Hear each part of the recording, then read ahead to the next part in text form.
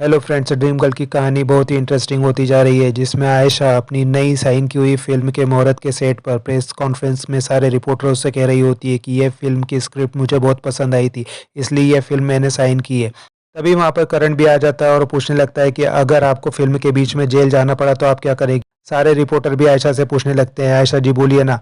ऐसा भी कहने लगती कि जहाँ तक सवाल है इस केस का, तो ये केस अभी कोर्ट में चल रहा है और मुझे अपने देश के कानून पे पूरा भरोसा है। जब मैंने कुछ किया ही नहीं है तो मुझे डरने की क्या जरूरत है। उधर अतुल भी राइटर को लेकर के प्रेस कॉन्फ्रेंस की तरफ बढ़ रहा होता है। उधर करण समर से कहने लगता है कि तुम्हारी जो फिल्म की शूटिंग चल रही है ना, उसकी हीरोइन तो लक्ष्मी माथुर थी, वो तो मर गई है और उसके खून का इल्जाम तुम्हारी भाभी आयशा सरीन के ऊपर है।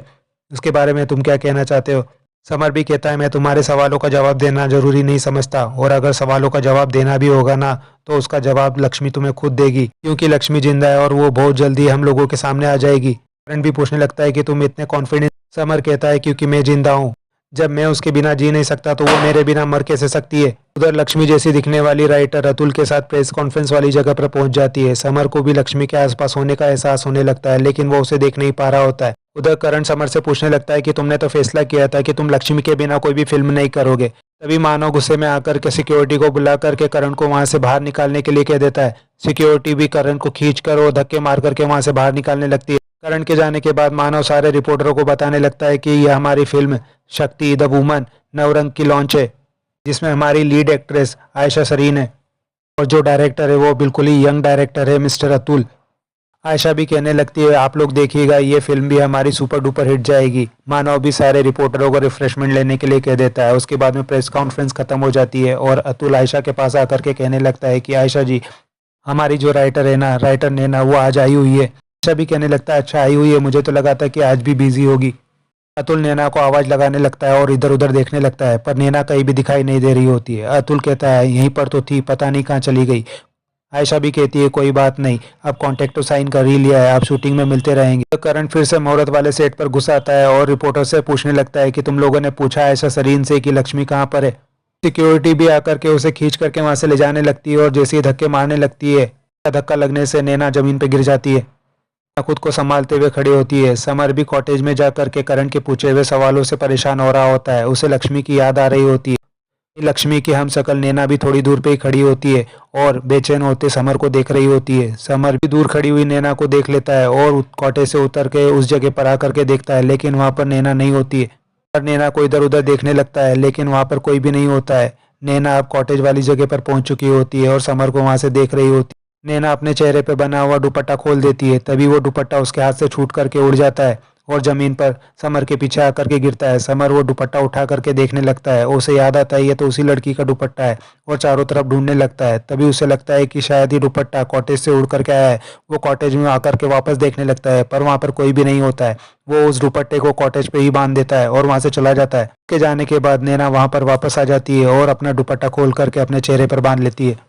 उधर पंडित जी मुहूर्त की पूजा की शुरुआत करने जा रहे होते हैं, तभी अतुल कहने लगता है कि आयशा जी, मुझे लगता है कि हमें नैना जी का इंतजार कर लेना चाहिए। आयशा भी कहने लगती है, रुक जाते, पर मुहूर्त निकला जा रहा है ना। पंडित जी से पूजा शुरू करने के लिए कह देती है। अतुल भी सोचने लगता है कि एक ही दिन में मैडम के तेवर बदल गए। पूजा खत्म होने के बाद में आयशा रेडी होने के लिए अपनी वैनिटी वैन में चली जाती है और जैसे ही पानी पीने वाली होती है, उसे आईने में एक नोट लिखा हुआ दिखाई देता है, जिसमें लिखा होता है कि बुरे काम का बुरा नतीजा। आयशा की नज़र अपनी वैनिटी वैन में रखी हुई ड्रेस के ऊपर जाती है। वो पूरी तरह से गंदी और बिगड़ी हुई होती है। आयशा वो देख करके पूरी तरह से चौंक जाती है, सोचने लगती है ये ड्रेस तो पूरी उसी तरह से गंदी है जिस तरह से मैंने लक्ष्मी की थी। परेशान होने लगती है और जल्दी से वैन के बाहर आकर के मानव को आवाज लगाने लगती है। आयशा की आवाज सुन करके सभी लोग दौड़ करके वहां आ जाते हैं। आयशा मानव को वो नोट दिखाने लगती है और कहती है, मानव ये देखो, ये नोट, ऐसे मैसेज मुझे हमेशा आते रहते हैं। मानव भी उसे शांत कराने की कोशिश करने लगता है। कुशल से पूछने लगती है कि मेरी वैनिटी वैन में कौन आया था, तुम लोग कहाँ पर थे, पर नहीं थे तो कौन था। कोई मेरी वैनिटी वैन में आकर के मुझे धमकी दे करके चला जाता है और तुम लोगों को कुछ पता ही नहीं होता है। सब पर चिल्लाने लगती है कि मुझे तुम लोगों की कोई भी जरूरत नहीं है। वो नोट अतुल पढ़ करके कहने लगता है कि ये तो हमारे पहले शॉट की स्क्रिप्ट है। तभी पूछने लगती है, ऐसी कैसी स्क्रिप्ट है, 2 लाइनों की कोई स्क्रिप्ट होती है क्या। अतुल उसे समझाने लगता है कि इंटरवल के बाद में जब हीरोइन अपना बदला ले रही होती है ना, तभी वो ये लाइन गुंडों से कहती है। मानो भी आयशा को समझाने लगता है कि आयशा ये तो स्क्रिप्ट है, घबराने वाली कोई बात ही नहीं है। आयशा कहती है, अगर ये स्क्रिप्ट है तो मेरे कपड़े किसने गंदे किए हैं, और वो ड्रेस सबको दिखाने लगती है। निधि कहती है, मैडम इस सीन की तो ये ड्रेस है ही नहीं, आपको तो इस सीन में यूनिफॉर्म पहनना है। उस ड्रेस को वहां से हटवा देती है। मानो भी आयशा से कहने लगता है कोई भी घबराने वाली बात नहीं है, सब कुछ नॉर्मल है, तुम बिल्कुल भी पैनिक मत करो और शांत होकर के यहाँ बैठो। मानव आयशा भी शांत होकर के वहाँ बैठ जाती है और मानव से कहने लगती है कि सब लोग क्या सोच रहे होंगे, मैंने जबरन ही इतना पैनिक कर दिया। और फिर से अपनी वैन में जाकर के तैयार होने लगती है। उसके बाद में मुहूर्त वाला सीन शूट होने लगता है जिसमें आयशा इंस्पेक्टर की वर्दी पहने गुंडों की पिटाई कर रही होती है और उसमें कहने लगती है कि बुरे काम का बुरा नतीजा, अब तुम्हारी बारी। और पूरा सीन को एक ही बार में परफेक्टली पूरा कर देती है। सभी लोग आयशा की इस एक्टिंग की तारीफ करने लगते हैं। राइटर भी दूर खड़े ये सब देख रही होती है। उसके बाद में शूटिंग का पैकअप हो जाता है। मानव भी आयशा से कहने लगता है कि मेरी फ्लाइट का टाइम हो रहा है, मुझे भी निकलना है, मेरी कल फॉरेन डिस्ट्रीब्यूटर्स के साथ मीटिंग है, मैं तुम्हारी फिल्म के प्रमोशन के लिए वहां पर जा रहा हूँ, 2 दिन में लौट आऊंगा। और समर को लेकर के वहां से चला जाता है। अतुल आयशा के पास आकर के कहने लगता है कि आयशा जी, वो नैना जी आपसे मिलना चाहती है। आयशा भी कहने लगती है अभी तो शॉट कंप्लीट किया है, थोड़ी थक गई हूँ, मैं वैन में जा रही हूँ, बाद में मिलते हैं। अतुल भी सोचने लगता है कि इसलिए मैं स्टार लोगों के साथ काम नहीं करता। उसके बाद आयशा अपनी वैन में बैठी अपनी एक्टिंग के लिए मिली तारीफों को याद करके खुश हो रही होती है।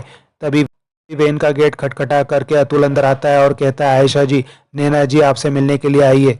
आयशा भी सोचने लगती है ये लड़की तो पीछे ही पड़ गई है, अब क्या मिलना, अब तो स्क्रिप्ट मिल चुकी है ना, और अब तो फिल्म भी शुरू हो गई है।